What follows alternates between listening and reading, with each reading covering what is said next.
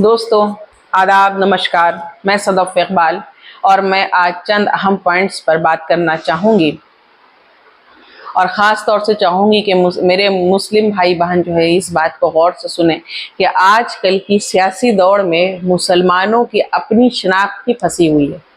हमारी हैसियत बस एक आंकड़े भर की रह गई है। जब से हम मुसलमान वोट बैंक में तब्दील हुए हैं, हमारा मुसलसल इस्तेमाल और इस्तेसाल किया जा रहा है। कौन ऐसी पार्टी है जिसने हमें यूज़ नहीं किया है? मुल्क की सियासत में रोज़ बरोज़ तेज़ी से तब्दीली आ रही है, लेकिन मुसलमान आज भी वहीं खड़े हैं जहां कई दहाइयों पहले खड़े थे। हमारे अंदर, हमारे हालात में कोई तब्दीली नहीं आई है। हम चूँकि मुत्तहिद होकर किसी भी पार्टी का सपोर्ट करते हैं, हमारा वोट जो है जल्दी बिखरता नहीं है।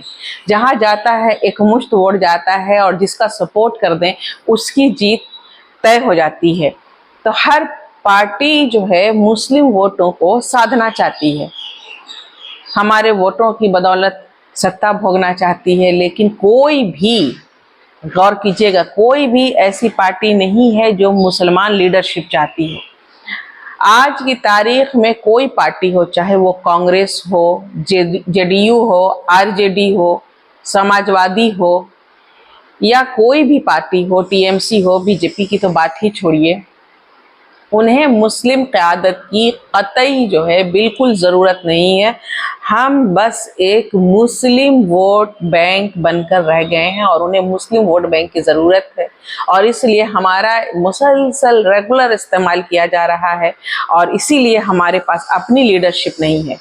हमारे दरमियान बिहार में डॉक्टर मुनाजिर हसन साहब जैसा लीडर पैदा हुआ, लेकिन उन्हें भी जो है लालू यादव ने, नीतीश ने जो है किनारे किया और कोई दूसरा जो है लीडर जो है मैदान में उतारना ज़रूरी नहीं समझा। और ये बहुत ही बुनियादी बात है कि जब दर्जनों इलाकाई पार्टियों और कांग्रेस का वजूद हमारे वोट पर मुनहसिर है, तो फिर हमें क़यादत का हक क्यों नहीं मिलना चाहिए? आप सब तवज्जो फरमाएं, गौर कीजिएगा कि किसी भी पार्टी ने क्या आज तक किसी मुसलमान को किसी बड़े ओहदे पर जगह दी है? क्या उन्हें कोई काबिल जिक्र मंत्रालय मिला है? किसी भी मुसलमान को आरजेडी ने गृह मंत्रालय, वित्त मंत्रालय जैसा अहम मंत्रालय नहीं दिया है। मुसलमानों को सिर्फ माइनॉरिटी मिनिस्टर बना दिया जाता है। हमें minority commission, Shia Waqf board, Sunni वक्फ बोर्ड, मदरसा बोर्ड या फिर बिहार उर्दू एकेडमी के हवाले कर दिया जाता है। वो भी देना उनकी मजबूरी है और वो इसलिए कि वो इस ओहदे पर किसी दूसरे मजहब के लोगों को नहीं बैठा सकते।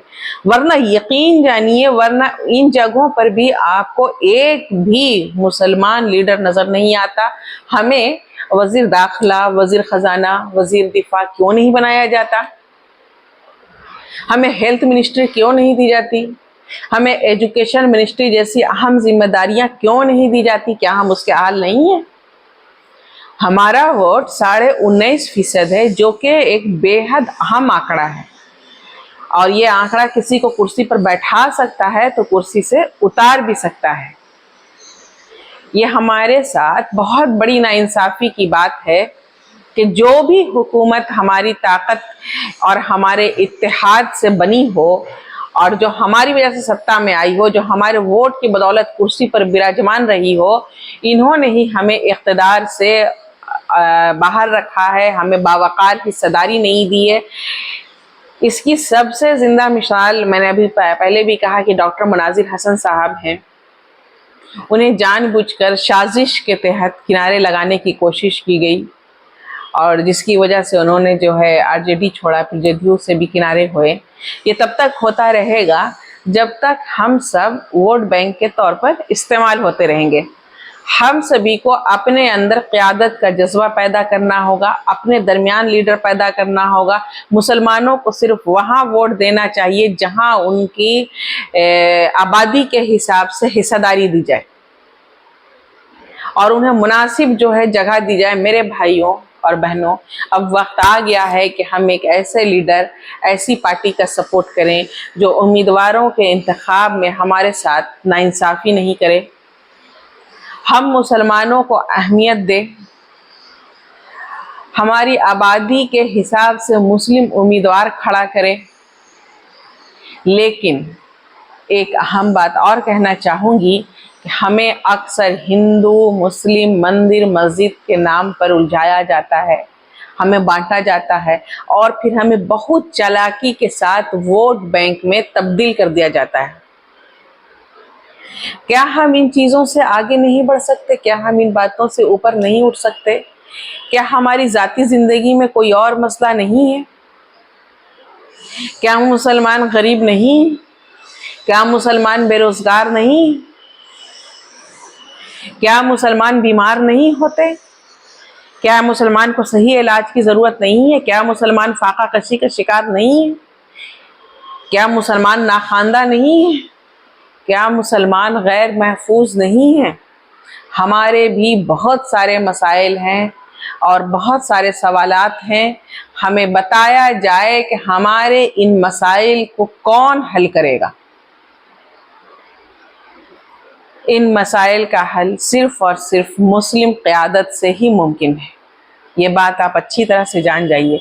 हमारे गांव, मोहल्ले, कस्बे और ख़ानदान के मसाइल को वही समझ सकता है, वही हल कर सकता है जो हमारा लीडर हो, जो हमारे दरमियान पैदा हुआ हो और हमारे दरमियान पैदा होकर हमारा लीडर बना हो, जिसने आँख खोलते ही अपने आसपास मुसलमानों को कसमपुरसी की हालत में देखा हो, उनकी बदहाली को समझा हो, उनकी प्रॉब्लम्स को समझा हो। इसलिए अब हमें क़यादत करने और लीडरशिप के जज्बे के साथ आगे बढ़ना होगा। प्रशांत किशोर साहब का सफ़र और इनकी फ़िक्र को मैंने बहुत बारीकी से देखा और समझा है। समाजी मैनेजमेंट और आवाम के प्रॉब्लम्स की नब्ज़ एक हाईली क्वालिफाइड इंसान ही समझ सकता है।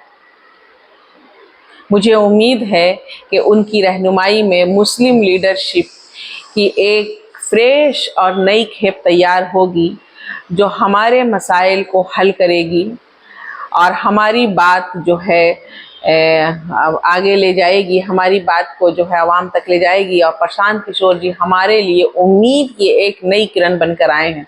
हमें उम्मीद है उनकी क़यादत में हमें इंसाफ मिलेगा। ये हम सब की कायदाना सलाहियत और ताकत को खूब अच्छी तरह समझते हैं और यकीन है इसे मुनासिब अहमियत भी देंगे। हमारी पूरी कम्युनिटी प्रशांत किशोर के साथ है, वो आगे बढ़ें, हम सब कदम से कदम मिलाकर उनके साथ हैं। शुक्रिया।